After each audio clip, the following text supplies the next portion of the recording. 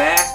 Mr. Cinegropi here at your service as always. And this is rhythm lesson number 3. Hope you enjoyed that intro video. Tony Royster Jr., he's an amazing drummer, playing some pretty cool stuff with an electronic kit. We're going to get back to that later on and check out our progress today. First, we got to go back and review our last 2 lessons. We did the 3 simple drum rudiments. We did the single stroke roll, 1, 2, 3, 4, 1, 2, 3, 4. The double stroke roll, 1 and 2 and 3 and 4 and 1 and 2 and 3 and 4 and the paradiddle. Paradiddle, 3 and 4 and 1 and 2 and 3 and 4 and. Those 3 things, you played along with me, and then you went off and played with your own music.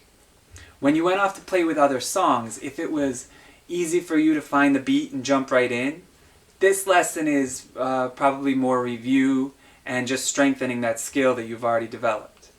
If you were having a hard time figuring out how to play along with something and where to fit in, this lesson is super important.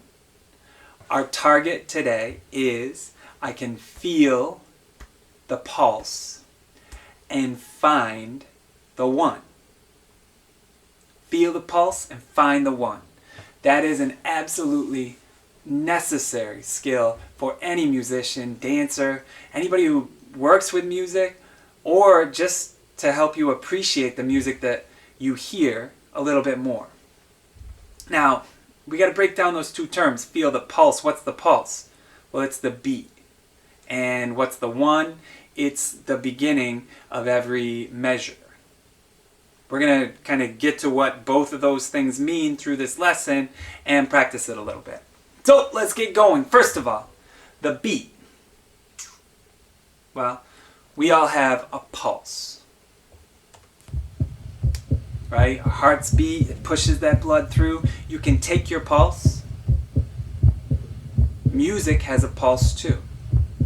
You could call it the pulse, you can also call it the beat.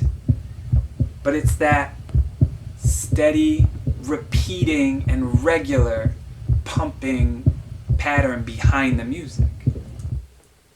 Now, in house music, it's very simple to find the beat, right? Boom, boom, boom, boom, boom, boom, boom. There it is, it's right there. That's why house music is so easy to dance to, because nobody is not sure where the beat is, right? It's great.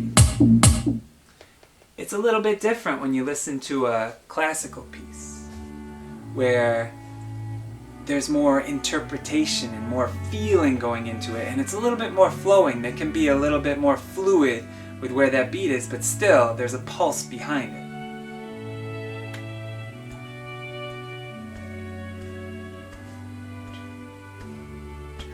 One.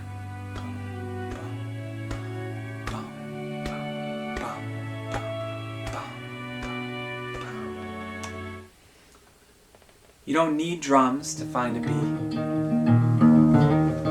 If I listen to it and I tap my foot along with something, that's usually right on the beat. If my head starts to bob, that's usually right on the beat, whether I have drums or not. There's a pulse there. Find the pulse. Now, even if there's a whole lot going on and it's a crazy piece of music, there's still a pulse behind it all.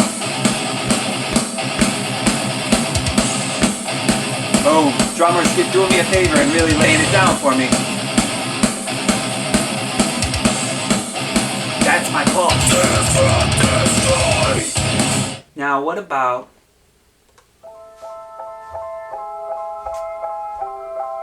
again, the pulse is, I find it in my body first usually. If I hear something I like, start to tap along or step my foot or bob my head, there it is. Boom. So, the pulse of a song usually stays the same. Rhythmically, things can be happening any kind of way, but underneath it all, the pulse stays the same and holds the piece together. that pulse or that beat, once you can find it, you can move to the next level.